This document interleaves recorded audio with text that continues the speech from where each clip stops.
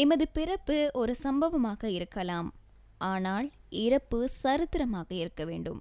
சாதாரண மனிதர்களாக பிறந்து சாதனை நாயகர்களாக வரலாற்றில் பரிணமிக்கும் மனிதர்கள்தான் காலம் கடந்தாலும் அழியாமல் மக்கள் மனங்களில் வாழ்ந்து கொண்டிருக்கின்றார்கள்.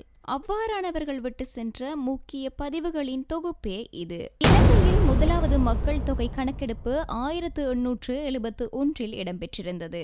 இதன் போது மொத்த தொகையான 2,40,05,287 பேர் பதிவாகினர். விடுதலை புலிகளால் உருவாக்கப்பட்ட தமிழீழ தேசிய தொலைக்காட்சி 2005ஆம் ஆண்டு இன்றைய தினமே கிளிநொச்சியில் ஆரம்பமானது. போலியோ தடுப்பூசி 1953 முதன்முதலாக இன்றைய தினமே அறிமுகம் செய்யப்பட்டது. ஜோனாஸ் சால்க் என்பவர் இத்தடுப்பூசியை அறிமுகம் செய்தார். வெனிசுவேலாவில் கரகாஸ் எனும் நகரம் 1812 ஏற்பட்ட நிலநடுக்கத்தில் முற்றாக அழிந்தது. கலிபோர்னியாவில் லோன்ஃபைன் என்ற இடத்தில் 1872 7.2 ரிக்டர் அளவு நிலநடுக்கம் பதிவு செய்யப்பட்டது.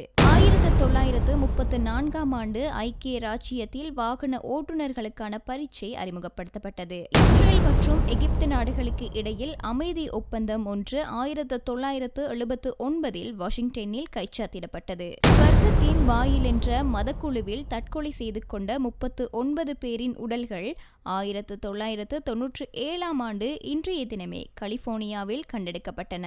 1998ஆம் ஆண்டு அல்ஜீரியாவில் 2 வயதிற்குட்பட்ட 32 குழந்தைகள் உட்பட 52 பேர் கத்திகளாலும் வாள்களாலும் வெட்டப்பட்டு படுகொலை செய்யப்பட்டனர். விளாடிமிர் புட்டின் ரஷ்யாவின் அதிபராக 2000ஆம் ஆண்டு தெரிவானார். முதலாவது அறிவியல் தமிழ் மாநாடு சென்னையில் 2006 நடைபெற்றது.